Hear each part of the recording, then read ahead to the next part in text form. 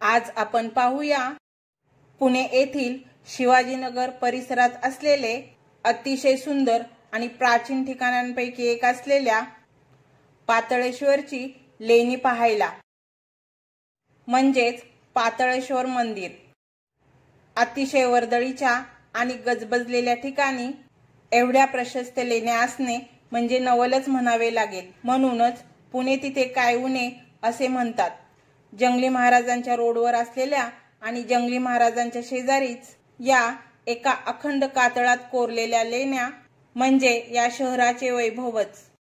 पुरातत्व खात्याने तयार केलेल्या बागेतून थोडे अंतर चालत आल्यावर काही पायऱ्या उतरून आपण पोहोचतो येथे लेण्यांच्या प्रांगणात।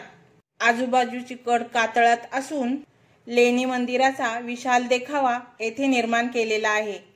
राष्ट्रपूत राजवटीच्या काळात इसवी सन 18व्या शतकात या लेण्या खोदून घडवल्या आहेत अशी इतिहासात नोंद आढळते।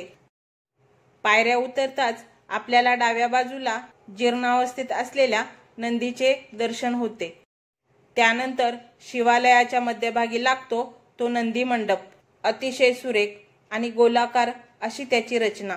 12 स्तंभांचा फेर आणि त्यावर छत आणि छताच्या आतील बाजूला अजून 4 स्तंभ आहेत आणि त्यामध्ये नंदी विराजमान आहेत। गळ्यातल्या माळा, माळांमध्ये गुंफलेल्या घंटा हे सर्वच अतिशय खुबीने कोरलेले इथे आपल्याला पाहायला मिळते। या संपूर्ण नंदी मंडपाची रचना एका संपूर्ण कातळामध्ये कोरलेली आपण पाहू शकतो। नंदी मंडपातून थोडे पुढे जाताच डाव्या बाजूला खडकात एक ओसरी खोदलेली आपल्याला पाहायला मिळते। मध्यभागी 2 स्तंभ आणि आतील बाजूस एक खोली अशी याची रचना। येथूनच आपण लेण्यांच्या मुख्य प्रवेशद्वाराजवळ पोहोचतो। तिथे पोहोचलो असता आपल्याला देवनागरी लिपीमध्ये लिहिलेला एक शिलालेख पाहायला मिळतो। येथूनच आतमध्ये प्रवेश केला असता प्रशस्त असा सभामंडप नजरेस पडतो आणि आश्चर्यकारकरित्या तोंडातून एकच शब्द येतो, अशक्य, खरच अशक्य। हे भव्य सभामंडप आणि याची रचना पाहता वेरूळ येथील लेण्यांचे साम्य दर्शवणारी आहे। भव्य अशा सभामंडपाचे छत 10-10 स्तंभांमध्ये 3 ओळीमध्ये तोललेले आपल्याला दिसते। सभामंडपाच्या दोन्ही बाजूला काही अर्धवट कोरलेले आणि भग्न अवस्थेत असलेले देखावे येथे आपण पाहू शकतो। त्यातील एक शिल्प शिवाचे तर एक शिल्प त्रिपुरासुराच्या वधाचे अशी पुसटशी शिल्पे आपण इथे पाहू शकतो। काही काळ सभामंडपात फिरून आपण समोरील गर्भगृहाजवळ येतो।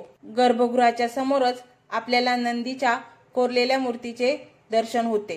गर्भगृहाचे 3 भागात विभाजन केले आहे। नंदी समोरील गर्भगृहात पाताळेश्वर विराजमान आहेत। एक नक्षीकाम केलेल्या गर्भगृहातून आपण गाभाऱ्यात प्रवेश करतो। गर्भगृहात पितळी पत्र्याने मढवलेले शिवलिंग आणि नागाची प्रतिमा आहे। जमिनीच्या खालच्या पातळीत पाताळात कोरलेला म्हणून हाच तो पाताळेश्वर।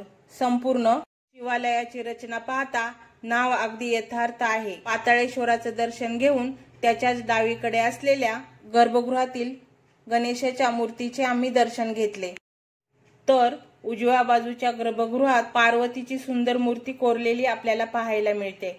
देवदेवतांचे दर्शन घेऊन आपण प्रदक्षिणा मार्गाने मागच्या बाजूला गेलो असता मार्गाच्या उजव्या बाजूच्या कोपऱ्यात आपल्याला अर्धवट कोरलेला खडक पाहायला मिळतो। तेव्हा लेणी कशी खोदली असतील याची पुसटशी कल्पना आपल्याला येथे येऊ शकते।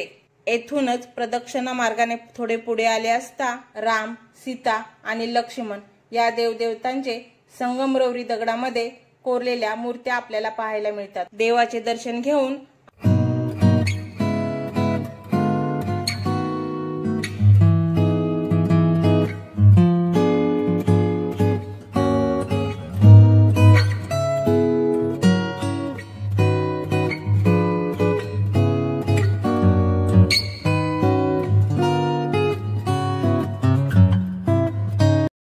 आपण व्हिडिओची सांगता करू। अशा या मंत्रमुग्ध करणाऱ्या वातावरणात आपण निरोप घेऊ। तेव्हा तुम्हाला हा व्हिडिओ कसा वाटला हे कमेंट मध्ये नक्की सांगा। व्हिडिओ लाईक, शेअर आणि सबस्क्राइब नक्की करा।